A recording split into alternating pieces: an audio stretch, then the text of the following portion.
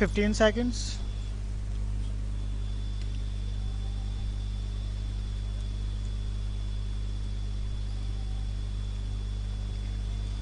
Five, four, three, two, one.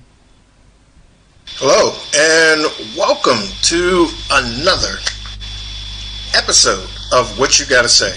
Now, for those who are seeing us on YouTube and Roku, you will see a text in there. We'd like you to join in whenever you can. We encourage you to join in whenever you can. Talk to us, tell us what you think about the show, the comments, all of that great stuff. We are looking forward to hearing from start to show.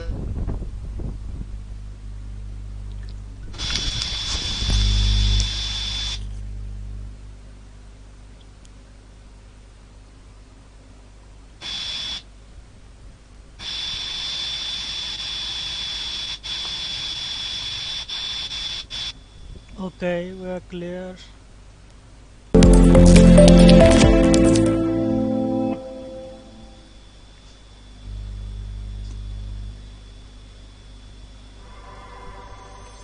Dr. Laura Lewis has over 15 years of experience in helping couples heal by building trust, cultivating intimacy, and enhancing communications. Her book, Marital Peace, is a valuable tool to support couples through the challenges of marriage. Her therapeutic approach is influenced by worldwide training in Brazil, Mexico, London, and Hades. Watch for her Fridays on Roku and YouTube. That's Couples Therapy with We have Dr. 15 Laura seconds. Lewis. If you can.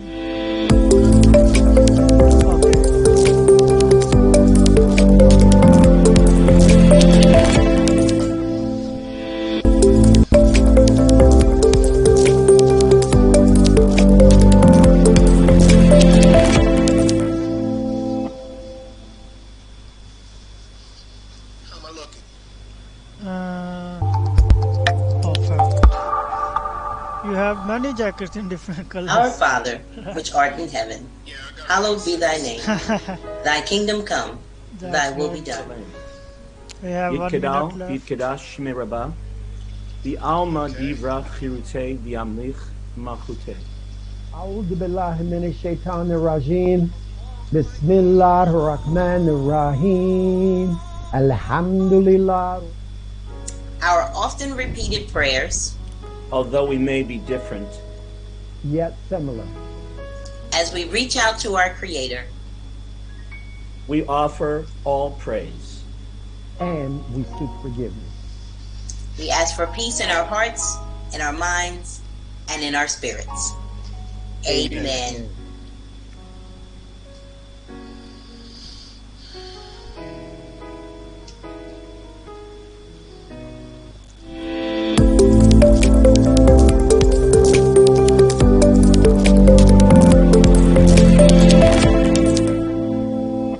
Five, four, three, two, one.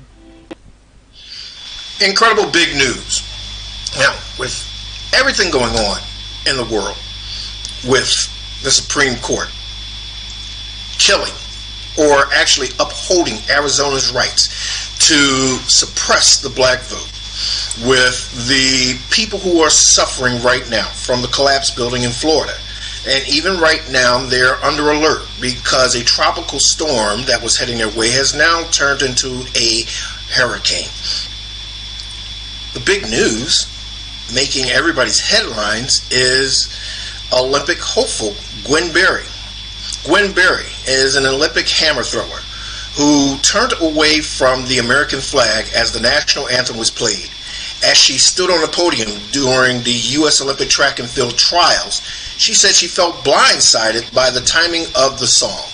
Now, Gwen has been doing the hammer throw and always in the top three. And always she does not stand on a podium or doing anything with the national anthem. Well, Saturday she placed third in the trials in none other than that great African American friendly state of Oregon. Yes, in Eugene, Oregon, which qualifies her for a trip and a seat in the U.S. Olympics in Tokyo.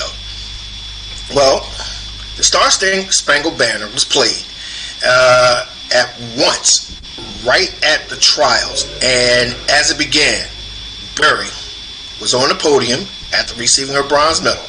The first and the second place finishers got their medals. They started the national anthem. She stood on top of 2 steps of the podium. She said, "I felt like I was set up. They knew that I do not do anything dealing with the national anthem." She said she believes that they did it on purpose, or what she told the Associated Press was that the timing of the anthem and how they did it pissed her off, to be honest. As the song played, Berry turned her face to the stands, away from the flag, and eventually dropped a black t-shirt that read "Activist Athletes" over her head.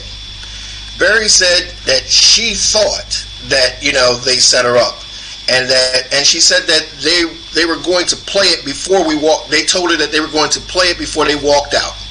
Then they played it when she got right there on the podium. Berry, according to the Associated Press, she said, "I didn't want to talk about the anthem because it's not that important. Really, not that important." She says, "The anthem doesn't speak for me. It never has." According to the reports that she said to Reuters, Berry, who is a 31-year-old black woman, said that there were opportunities to play the anthem before she got on the podium. They talked about it. They never did it. They set her up. She said, she said, "I was thinking about what she should do when it was actually happening." She said eventually she stayed there. She swayed around for a little bit, and that's when she put the t-shirt over her head. She said she felt really disrespected in her wishes and her desires. Now, the national anthem started that day at 5:25 p.m. Saturday, according to Associated Press. Berry, who also was an Olympian at the 2016 Olympics in Brazil, she raised her fist on the podium after winning the hammer throw, and at the 2019 Pan American Games in Peru, which led to 1 year's probation. They put her on 1 year's probation for peaceful protest. Now, the committee, after doing that, after putting her on 1 year probation, they came out and apologized. It is her constitutional right, or right as an American, to have a peaceful protest, and what she did. After Saturday's incident, she said her mission is to raise awareness for social justice issues, or in terms of African Americans, social injustice. Or, as Red Fox said, "I went to court to see justice, and that's all I saw. Just us." But she said, "My purpose and mission is bigger than any sport." And also what she told the Associated Press is that, "I'm here to represent those who died due to systematic racism." She said, and that's an important part, and that's why I'm going. She said, "That's why I'm here today." Now, the White House press secretary, wonderful woman, she came out, Miss Psaki, White House press secretary, said, while President Joe Biden has great respect for the anthem and all that it represents, he also would say he has a great deal of pride in our country. He said that this means recognizing that there are moments where we as a country haven't lived up to our highest ideas. Thank you, Joe, for telling the truth. He said, and it means respecting the rights of people granted to them by the Constitution to peaceful protest. We talked yesterday how the judge, Supreme Court Justice, during the 1800s, who has a bust that they're now removing from the Capitol building, made that landmark ruling in Dred Scott, saying that blacks were not considered citizens, nor did they have rights of the Constitution, and that the legislative power and the executive power have no control over that. They can't do anything. Yesterday's Supreme Court ruling said the exact same thing. No, it's states' rights. If they want to suppress the black vote, then, they have every right to do that because these states know what's best for black people. Really? But I digress. So, President Biden says he respects her rights to a peaceful protest.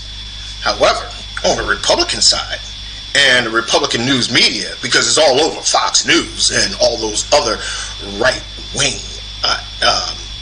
media outlets, Republican Representative Dan Crenshaw out of Texas on Monday called for Berry to be removed from the team.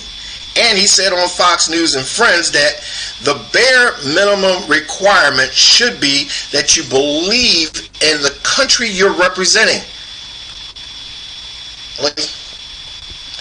Berry responded to him and some criticisms on her Twitter post. She said, "I never said I hate this country. People try to put words in my mouth, but they can't. That's why I speak out. I love my people." Now, athletes taking their platform for political stances. It's nothing new. During the medal ceremony in the Olympic Stadium in Mexico City in October 16th, 1963, two African-American athletes, Tommy Smith and John Carlos, each raised a black glove with their fist in it during the playing of the U.S. national anthem. Yes, the Star Spangled Banner. This brought outrage to all of white Americans who watched this on TV. We had the president of the NAACP in West Virginia, and he made an important statement. He says, yeah, they love our black athletes, they just don't like the black people. They love black athletes because they can entertain them with their success and their prowess and their training and the sacrifices of their life to reach the highest level, to bring honor and glory to the United States of America. Something that the white athletes can't do. Love them, but don't love them enough to give them equal justice. Does that make any sense? So, now, Smith and Carlos, while on the podium, and Carlos, who had won the gold medal, and Smith, who had won the bronze medal, won the 200-meter running, after the event in 1969 Summer Olympics, turned to face the U.S. flag, then kept their hands raised until the anthem had finished. In addition, Smith and Carlos and the Australian silver medal winner, his name is Peter Norman, all of them wore human rights badges on their jackets. Total solidarity from athletes. In his autobiography, Silent Gestures, it was published nearly 30 years ago, Smith revised his statement and that gesture, and he said it was not a black power salute per se. He said, but rather a human rights salute. See, that's the power of it.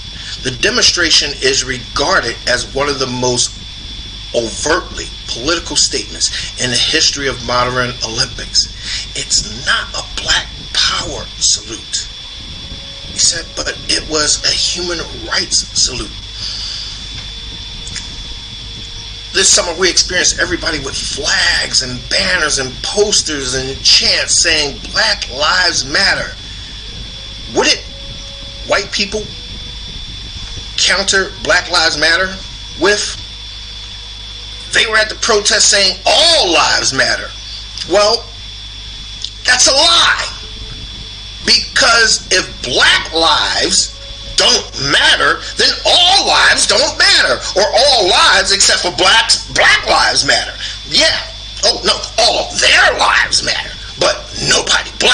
lives should matter. Most important thing,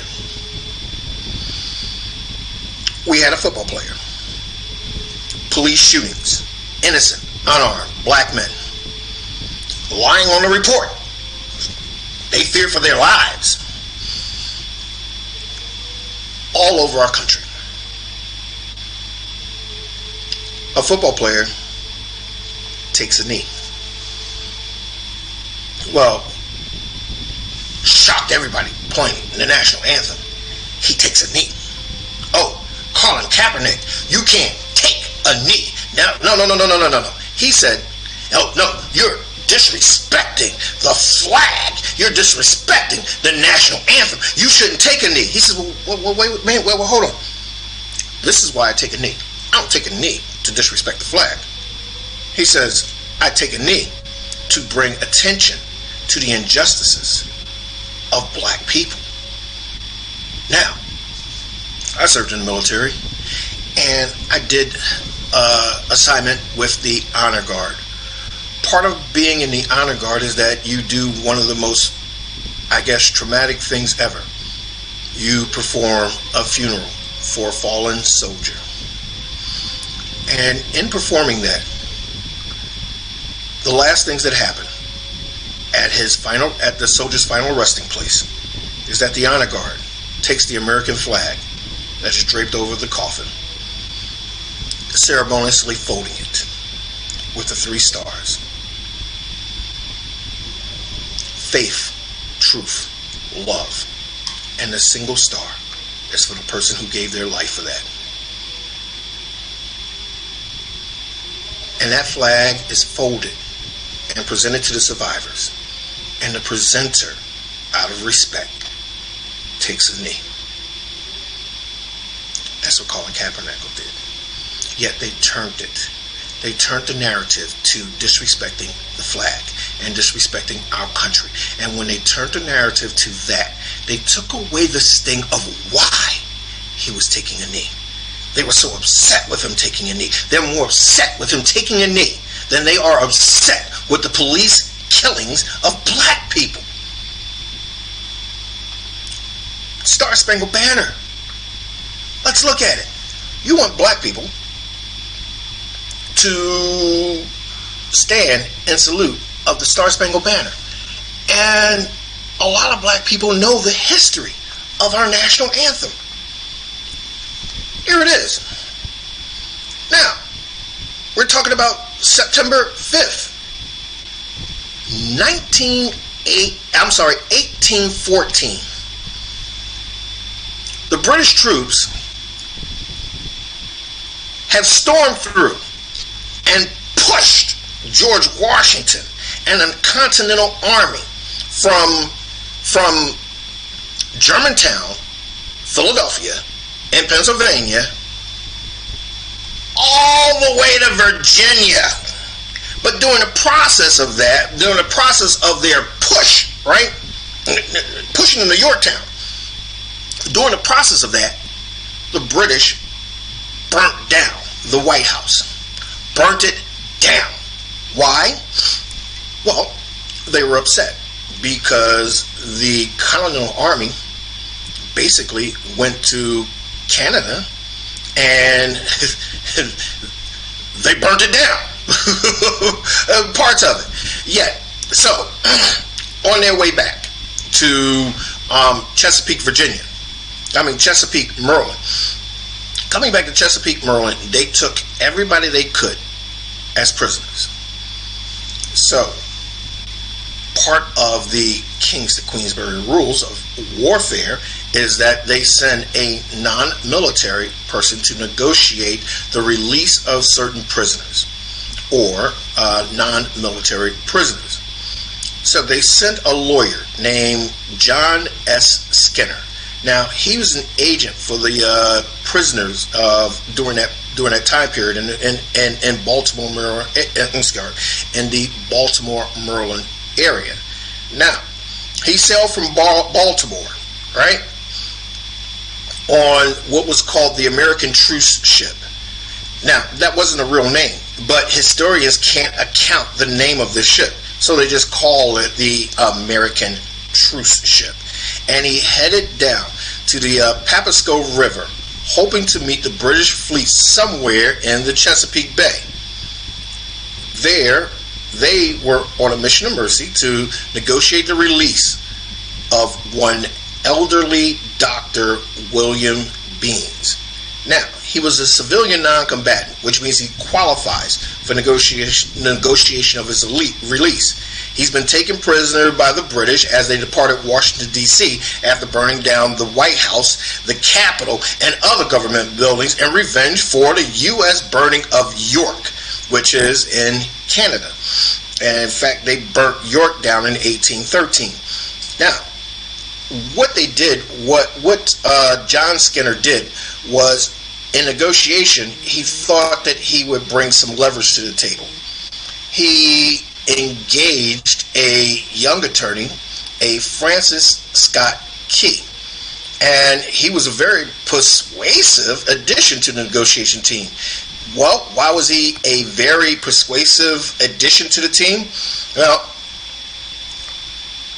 Francis Scott Key had a family divided. He had both ties to the United States and to England. Now, his father served in the Continental Army, yet his father's brother or his uncle remained a British loyalist during the Revolution. Key's mission was very successful. Now, during their talks and upon their release of the doctor, the commander of the HMS Trinidad told Keyes that, you see that flag there, Fort McHenry? By tomorrow morning, that flag will be gone. Now, Keyes has very useful information of an attack. So what do?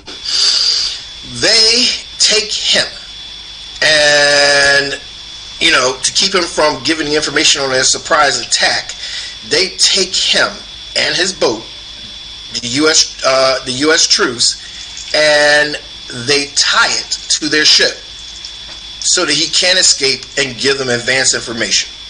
Now, during the 25 hours that they bombarded the British, yes, constantly bombarded Fort McHenry.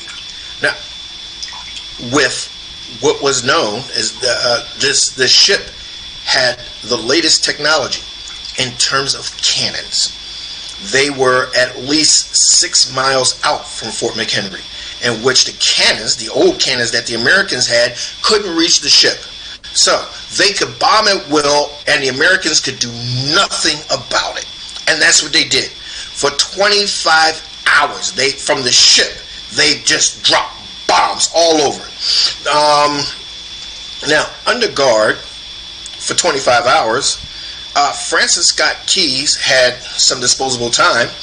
He pulled out his notebook, his pen, which at that time was a quill feather, and he started writing. All night long, he wrote about their attempts to blow this flag down, yet they were not successful. So Keyes rose in the morning of September 14, 1814. Through the lens of his spyglass, he saw that the nations, our nation, at that time, with 15 stars and 15 stripes, waved defiantly over the fort. He was so elated that he wrote in his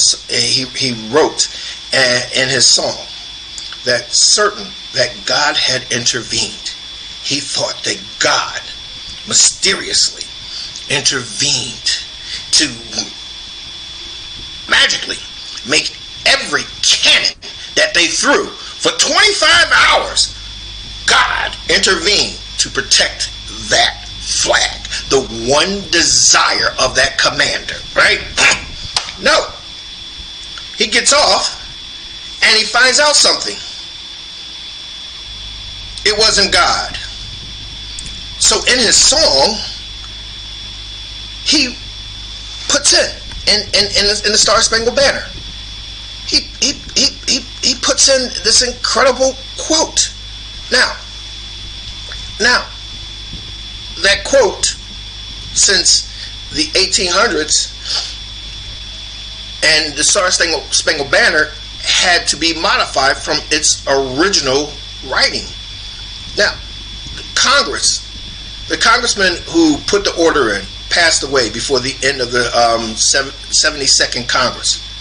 And on that date, President Hoover signed into a law that designated the Star Spangled Banner as our national anthem in the United States. Now, keep in mind, this was on April 15, 1929. The congressman that introduced that bill was none other than Maryland's John Linthicum. Maryland. He liked the original text, right?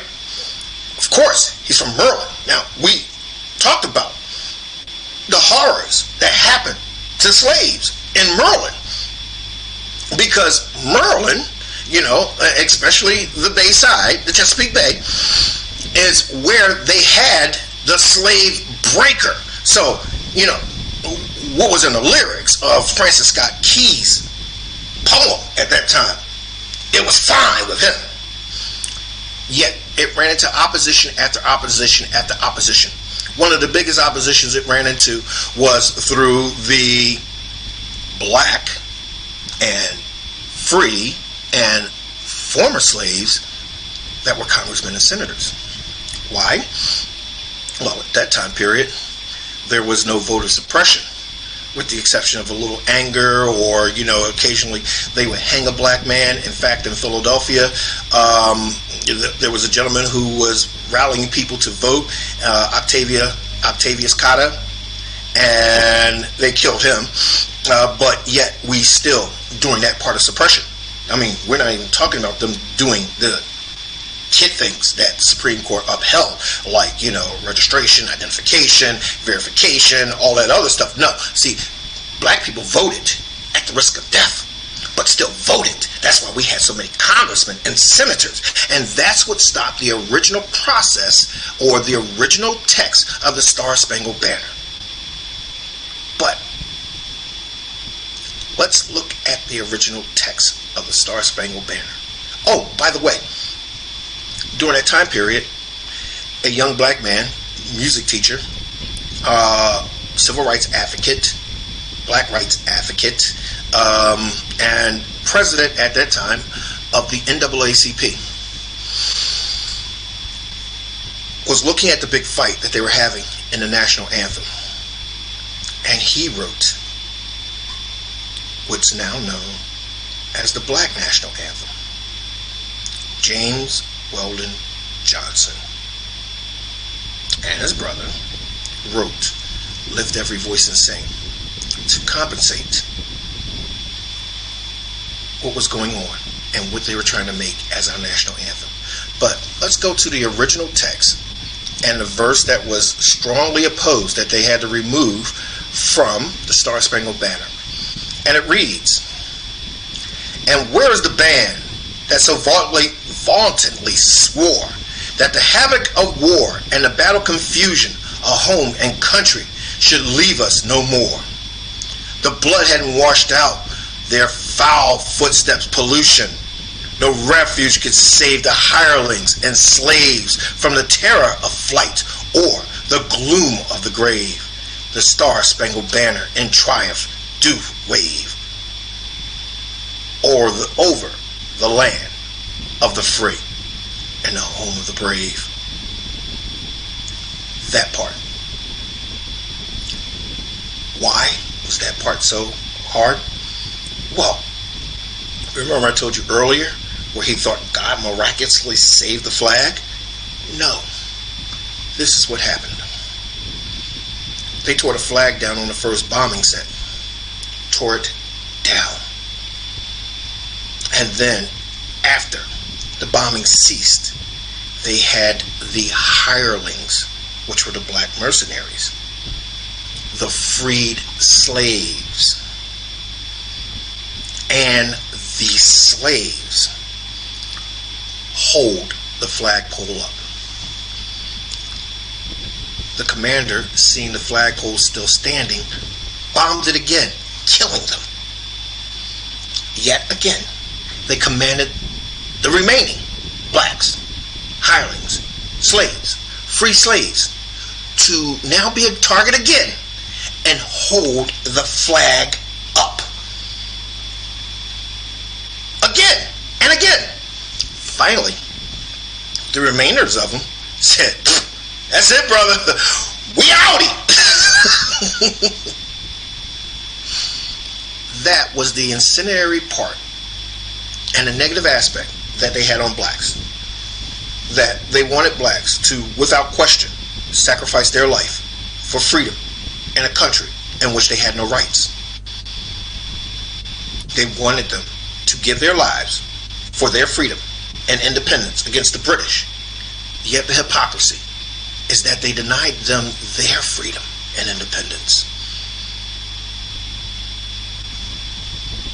We keep taking one step forward and we get knocked back 2 steps. 1 step forward, 2 steps back. I'm Vincent Squire, and I'll see you right after this break.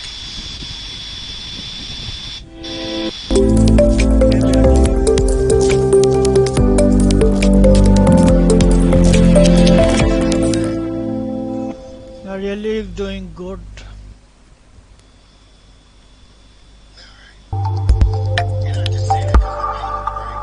No. Our Father, which art in heaven, Why do hallowed I be need thy to name. say that? Thy Because kingdom of the come, payment? thy will be done. I'm just joking. Yitkedal, Yitkedash Shmei Rabbah, B'alma Divra Chirutei B'amlich Malchutei. أعوذ بالله من الشيطان الرجيم بسم الله الرحمن الرحيم الحمد لله. Our often repeated prayers, Although we may be different, Yet similar. as we reach out to our Creator, we offer all praise. And we seek Yes. forgiveness. we ask for peace in our hearts, in our minds, and in our spirits. Amen.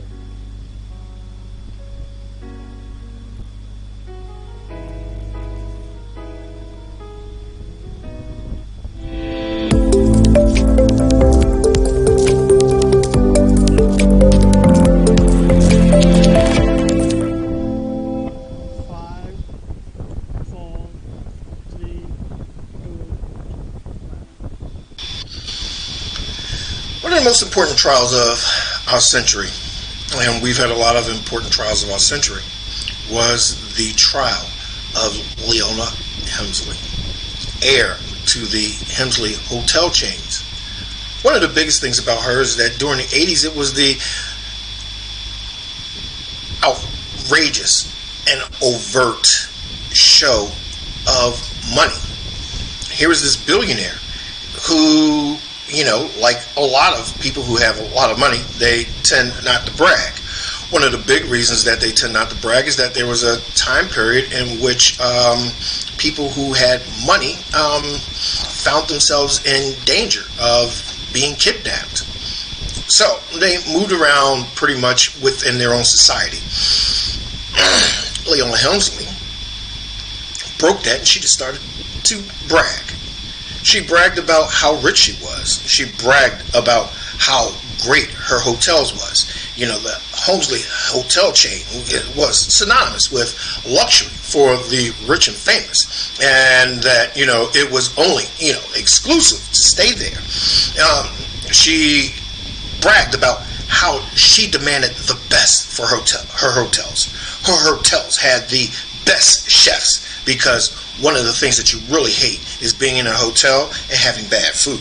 She bragged about how her hotels had the best beds. I mean, just about every last one had a king-size bed and suites that were just so grandiose that they came with servers. She bragged about, how you should come to her hotel for the best experience ever. Well, when you brag, or as my father used to say, son, it's the peacock with the prettiest feathers is the peacock that everybody tries to pluck. Well, her bragging sparked the IRS. And in sparking the IRS, Donald Trump, you are into some problems. Well, what happened with her is that what they found out is that, yeah, she had her home renovated. Yes, her home in Greenwich, Connecticut. Beautiful home, renovated completely by her hotel staff. She never paid out of her pocket for millions of dollars in renovations. Beautiful, added a pool, farm, everything, right? Also, the renovations that her hotel staff did, the company wrote it off as a business expense.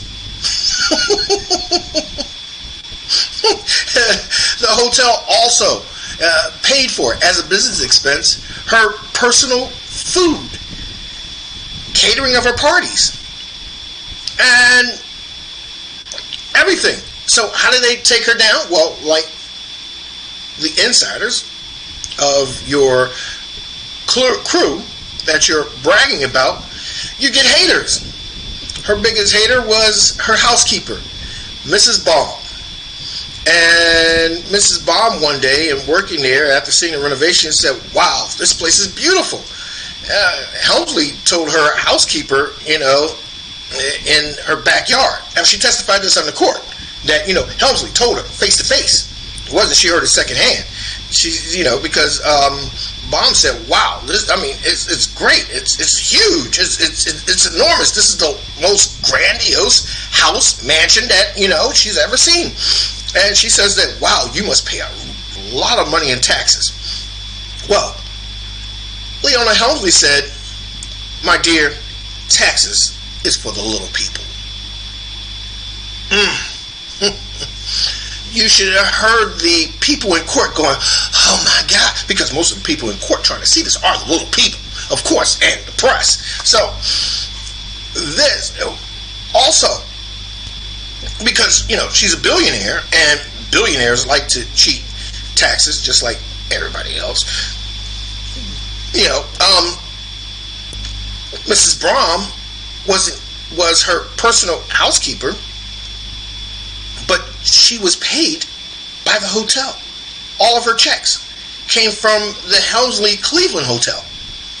Now, so at that time, Assistant U.S. Attorney Kathy Seibel asked Baum, has she ever brought, any food? Did Leona buy any food ever? She, like at the local stores or anything? She stated, Mrs. Helmsley said, Mrs. Helmsley sent me to the store one time. She said she went for brought the food. She went to Mrs. Helmsley to be reimbursed because she came out of her pocket, and this billionaire told this poor woman that she doesn't even pay for out of her pocket. She said to her, you brought it, you pay for it. From that point, Leona Helmsley was deemed the Queen of Mean. Well, the Queen of Mean got sentenced, and she was sent to jail. Well, actually, see, jail, there's a big difference between jail and prison. Jail is generally like a county thing where there's a minimum stay of under a year. A prison is where you do over a year. So, for tax evasion, she, in her bragging, she gets sent to prison. Remember this guy? The soup Nazi? On Seinfeld? No soup for you! Well, to be honest, that was a real guy. The soup Nazi was this guy. And the soup Nazi and all his bragging and all his fame, huge. Everybody came from everywhere. They were lined up outside. You see all the people? Yeah, to get his soups. This guy's making millions of dollars. Yeah, paying employees under the table, making deductions, calling people contractors in which they weren't, not paying for the taxes. The suit Nazi. Yes, the suit Nazi. This guy, he went to jail. Why? Well, because, millionaires, billionaires, they're used to doing those things because it increases their wealth. Yet, they're smart, most of them. They don't brag about it. Yesterday, the U.S. Attorney in Manhattan, the prosecutor, in his opening statement, in indicting Donald Trump's CFO and the Trump Organization, he calls their tactics a sweeping and audacious illegal payment scheme.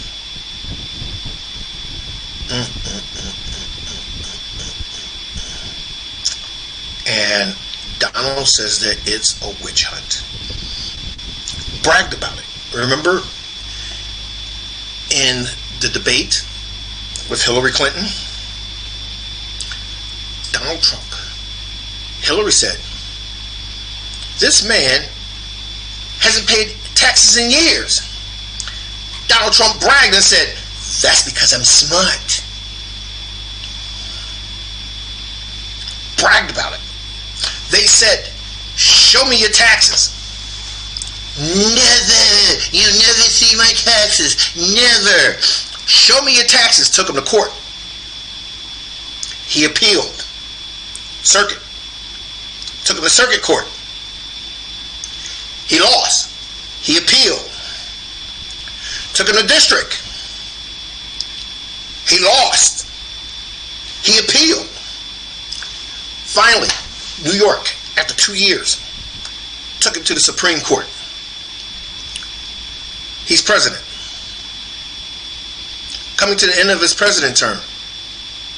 Before his third installment of Supreme Court justices, Supreme Court rules. You got to show your taxes. So much tax dodging, overvaluing property to make it seem bigger, to get loans, devaluing property to make it smaller, to pay less taxes. Not only that, but Donald Trump also put his children in jeopardy. He had his daughter, Ivanka. I don't think anybody pimps their daughter more than Donald Trump does, but I digress. He had his daughter, Ivanka, who works for a corporation, hired her as a paid consultant, and then after hiring her as a paid consultant, therefore transferred that to the non-profit organization to not pay taxes. Which, by the way, she's an officer and gets paid for it, working there, being an officer. Now, like Helmsley, who had the insider, the big insider in terms of Donald Trump's fraud was none other than his niece, Dr. Mary Trump. Mary Trump gave all that information because Donald Trump stole millions of dollars of her inheritance that she was demanding and refused to pay him. Tell you, remember what I said yesterday? Hell has no fury like a woman scorned. Same thing that happened to Helmsley. Yeah, that scorned woman, the little people who pays the taxes, took them down. However, we're going to take a break. We'll be back. 2 minutes, 2 seconds.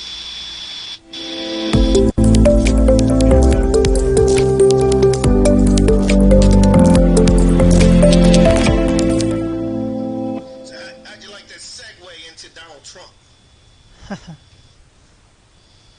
You opened a small business. That's a great way to have generational wealth. If you're a minority business, you may be struggling to keep your head above water. Why? In 2019, the black community spent $1.5 trillion because the black dollar lifespan, 28 days Asian communities, 19 days Jewish communities, 6 hours a month in the black communities. Major brands target the black media, TV, and radio. That's why blacks are brand shoppers. That's why they get a big slice of that $1 trillion pie. Your business needs exposure. You got quotes from cable networks and local radio.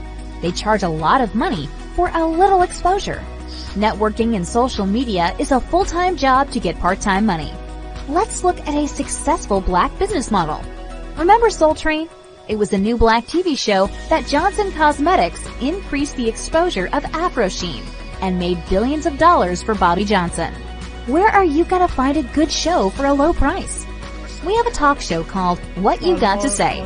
What You Got to Say is a black-owned talk show streaming live on YouTube channels, Facebook Live. What You Got to Say has a diverse audience from 18 to 62 years old, and their gross income range from $32,000 to $122,000 a year. That exposure will get you a good slice of the $1.5 trillion. Tell us about your business. Maybe able to get on our black-owned spotlight. In 4 weeks, your business can go from surviving to thriving. To find out how you can get what's yours, email sales@squiresignage.com. They're waiting to hear what you got to say. 15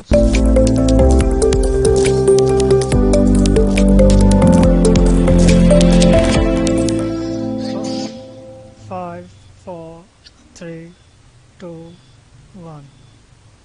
Welcome back. All of our people, the army of people, enlighten and engage on Facebook, YouTube, Roku, Instagram. I want to thank you for all your comments.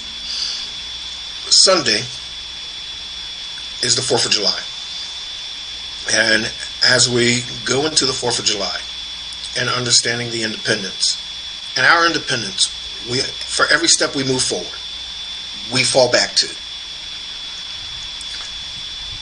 One of the most important things that they're looking to suppress in us and keeping us from true independence, from true justice and equality, is the legislation that holds us, that ties our hands. It's the laws that they make that is the difference between our children and ourselves getting life in prison for minor infraction to what whites get, a simple slap on the wrist. It is the laws that therefore hide them under that veil of racism in which they can do horrible, unspeakable, and sanctioned things to us.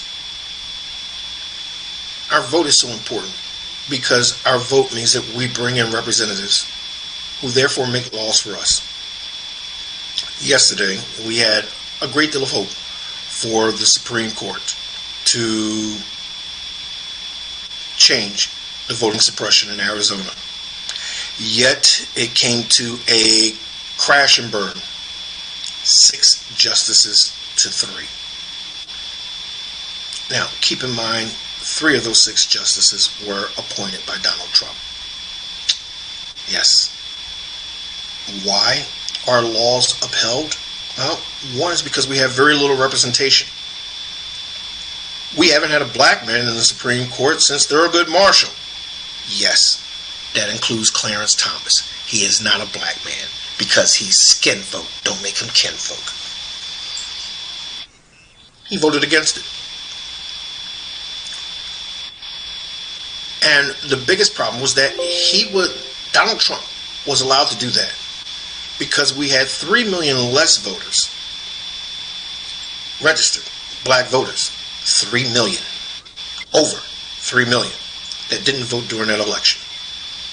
And this is what we got. We've got injustices. We have voter suppression. We have COVID. All because we did not get out to vote. The big hope is that America did change. Black America did change. We got out to vote. We got in Joe Biden. And we got in 2 senators from Georgia in a runoff. We cannot take our foot off the gas. Because for every time we take 1 step in progress, they find 2 steps to push us back. We cannot let off the gas as our forefathers on the 4th of July in Philadelphia, where the Magna Carta turned into the Declaration of Independence. As they shot off their guns and fireworks, declaring that they would be independent from imperialism or the Crown of Britain, that they would be a country governed by the people, black people, both free and slaves, were yelling, yes, give us freedom too. We are still fighting for that freedom. So as we sit back at our picnics, at our family gatherings that we haven't seen, some of them in over years because of COVID, let's remember this. The cost of freedom is not free. It's not free. Because our freedom is supported by our Constitution, which is supported and upheld and protected by our United States military. Our brothers, our sisters, our fathers and our uncles and aunts and mothers who go off to war to protect and defend against enemies foreign and domestic, who have given their lives in countless and endless wars so that we can be free, so that we can have these rights of voting, we can have the rights of life, liberty, and the pursuit of happiness, that we can have the rights, same rights as our white fellow Americans. We cannot let our foot off the gas because of a setback. Because when we let our foot off the gas, people like Donald Trump sneak in.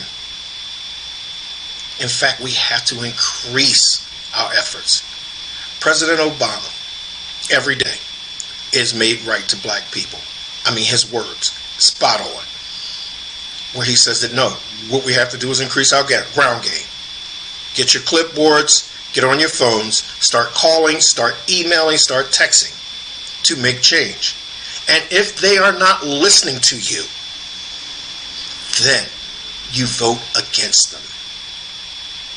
We have to, even though they're making it harder for us to vote. It is not as hard as it was in the early 1900s, where blacks literally were killed just for trying to vote. In fact, they were killed about rallying people to vote. We can't let our foot off the gas. We have to get off of our behinds, stop complaining, and put our anger into action. We have to put our disgust into progress. We have to put our disdain into people who are listening to us to make changes for our equality. Every day that we do nothing, the corporation of white supremacy advances further. And yeah, they move the goalposts. However, we can vote them out. We can get them out. Remember, we're not only voting for ourselves and a better quality of life. We're not only voting for our government to look for us, to look out for us, to help us when we can't. We're voting for our children. Now, let me ask you this question. Do you want your child to experience all the injustices that you, your father, and your grandfather experienced? If you're saying no, and I hope you are saying no, I need you to contact everybody 18 and over who will be 18 by the next election to register to vote, to get out to vote, to look at the people who are running and who have voted against our interests and the black agenda and vote them out. I need you to keep your foot on the gas, because when you don't, we get from that one step forward to the 2 steps back. I'm Vincent Squire. I wish everybody a happy 4th of July. And if it's God's will, I'll be back Monday to talk to you about more important issues and how we can move the black agenda